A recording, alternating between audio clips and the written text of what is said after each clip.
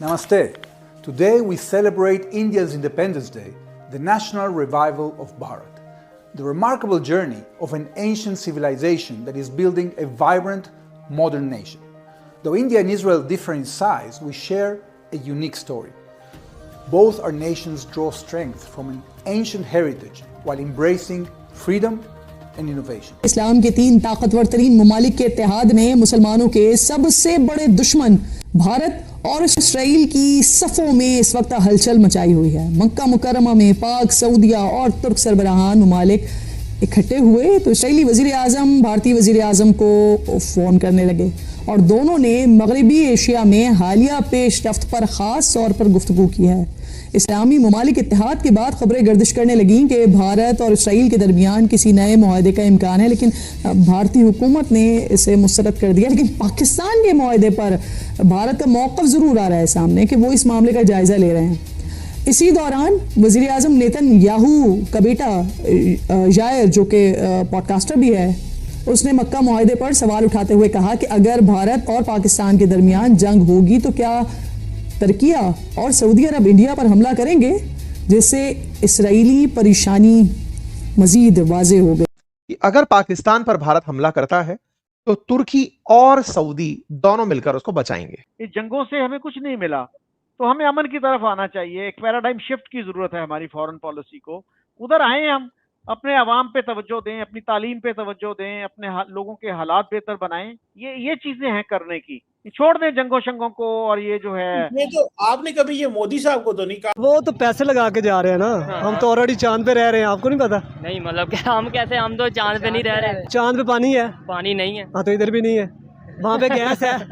नहीं, गैस इधर भी नहीं है। वहाँ पे बिजली है? नहीं। ये अभी देखे लाइट नहीं है इधर भी। हाँ, इस टाइम इधर इतनी खौफनाक खबर है, ये कितनी दिल कांप जाता है नाज़रीन ये सुनकर। इजराइल के साथ जो होने वाला डिफेंस एग्रीमेंट है मुमकिन तौर पे, जिसमें मिसाइल्स की बात भी हो रही है और बिलखुसूस ड्रोन्स के हवाले से बात हो रही है, ये आइडियोलॉजिकल कजन जो मिलने वाले हैं बेंजामिन नेतन्याहू और नरेंद्र मोदी, इनके अजाइम जो है वो पाकिस्तान के खिलाफ किस हद तक हो सकते हैं। नेतन्याहू ने पीएम मोदी को न सिर्फ अपना बेस्ट फ्रेंड बताया बल्कि भारत को इजराइल की विदेश नीति का सेंटर पॉइंट भी घोषित कर दिया। पाकिस्तान को सुनाया गया है और इसमें हमें जरा बड़ा सोच समझ के अब आगे बढ़ना चाहिए। इस पर हमें एक इमरजेंसी सेशन कॉल करना चाहिए। तुम इसराइल की गोद में बैठे हो, बगल गिर इसराइल मोदी के साथ हुआ हुआ। ये तुम्हारी नट शेल में तुम्हारी खारजा पॉलिसी है। तुम इनके पैरों में गिरोगे, तुम नाक रगड़ोगे, ये फिर भी एक दूसरे के दोस्त रहेंगे और पाकिस्तान को तो रगड़ा लगना ही लगना। तो ये भी कह दिया जनाब के इंडिया जो है वो ग्लोबल सुपर पावर है,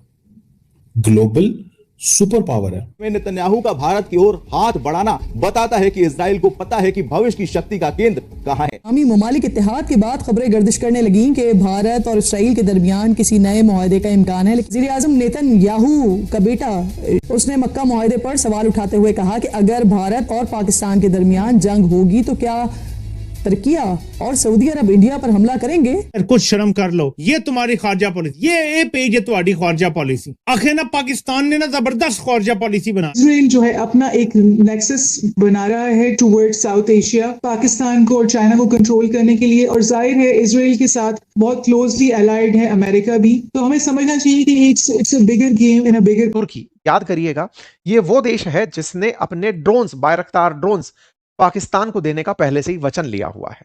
तुर्की लगातार सैन्य तकनीक में बहुत तेजी से आगे बढ़ रहा है। अंतरराष्ट्रीय मंचों पर कश्मीर मसले पर पाकिस्तान का कट्टर समर्थक रहा है। पसंद लोगों के खिलाफ इत्तेहाद बना रहे हैं, यानी पाकिस्तान को फंसा दें और फिर यहाँ इत्तेहाद बना दें, उधर से आजाद बलोचिस्तान चलवा दें, अंदर पाकिस्तान की दहशतगर्दी शुरू हो जाए, अफगानिस्तान की मदद करें, जिसे ये फितना ख्वार है या फितना हिंदुस्तान जो नाम ले लें। तो इतनी कंफ्यूज्ड पॉलिसी में जहां एक तरफ सऊदी अरब से दिफाई डील है, अरब अमारात की प्रॉक्सी लिबिया को असलहा भेजा जा रहा है सोमाली और सूडान में, अरब अमारात साथ जाके कर रहे थे भारत से डील। मतलब इन्हें तो समझ नहीं आ रहा खड़े कहो। ये तो खड़े हैं सिर्फ ट्रंप के साथ, जिस तरह ट्रंप खड़ा होता है उधर खड़े हो जाए, और ट्रंप अगर उछल के चला गया भारत के साथ तो फिर क्या होगा। और ये हालात ट्रंप से आपको पता है गैर यकीनी। हिस्टोरिकली इनका रोल है कि हमारी जो जब इंदिरा गांधी थी शायद if I am not wrong, तो ये वहाँ जामपुर बेस से जहाज उड़ा रहे थे हमारी न्यूक्लियर फैसिलिटीज को बॉम्ब करने के लिए। बहरहाल इनका ये हिस्टोरिक रोल रहा है और ये इनके दिल में ख्वाहिश अब भी। पॉलिटिकल एक शिफ्ट है जिसमें इजराइल जो है अपना एक नेक्सस बना रहा है टुवर्ड्स साउथ एशिया, पाकिस्तान को और चाइना को कंट्रोल करने के लिए, और जाहिर है इजराइल के साथ बहुत क्लोजली अलाइड है अमेरिका भी। तो हमें समझना चाहिए कि it's a bigger game in a bigger picture. ठीक, अगर हम इंडिया की और इजराइल की आपस की ताल्लुकात की बात समझें तो जाहिर है इंडिया अपने अरब पार्टनर्स को तो कहीं भी ये इंटेंशन नहीं है कि वो अपने अरब एलाइज को और अरब पार्टनर्स को जिनसे वो कोऑपरेशन करता है, ट्रेड करता है, बहुत बड़ा इंडियन डायस्पोरा एग्जिस्ट करता है वहां पे, वो उनको तो एलियनेट नहीं करेगा। लेकिन नेचुरली इजराइल का अलायंस विद इंडिया, इसको पाकिस्तान के लिए हमें क्रूशियल और क्रिटिकल समझना चाहिए, क्योंकि इजराइल ने पाकिस्तान के लिए तो इंडिया के साथ रिलेशंस बना के क्रेडिबल चैलेंज तो दिया ही है। हमें उन ऑर्गेनाइजेशंस को भी नहीं भूलना चाहिए जिनके थ्रू जो है तालिबान को पैसा मिल रहा है, तहरीक तालिबान अफगानिस्तान को, और उनको भी अब आप देखिए कि इस्तेमाल किया जा रहा है अगेंस्ट पाकिस्तान। तो हमें कन्वेंशनल थ्रेट्स जो कि इंडियन बॉर्डर से मटेरियलाइज कर सकते हैं उनको तो देखना ही पड़ेगा, लेकिन साथ साथ हमें एसिमेट्रिकल वॉरफेयर और टेररिज्म की सूरत में अफगानिस्तान की तरफ से मटेरियलाइज हो रहे हैं, हमें उनको भी मद्देनजर रखना कि अगर पाकिस्तान के वजह से क्रॉस बॉर्डर टेररिज्म होता है इंडिया में, जिसकी वजह से India attacks Pakistan, so is Saudi Arabia going to support Pakistan's policies of cross border terrorism?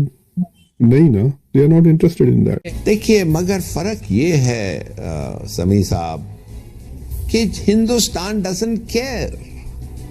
इसका पूरा एजेंडा, हिंदुत्व एजेंडा ऐसा है जिस पे ये नहीं हट सकता और ये नहीं हटेगा। This is not enough pressure, ये काफी प्रेशर नहीं है। क्या प्रेशर है आप बताएं? ये तो रेजोल्यूशन प्रेशर है ना।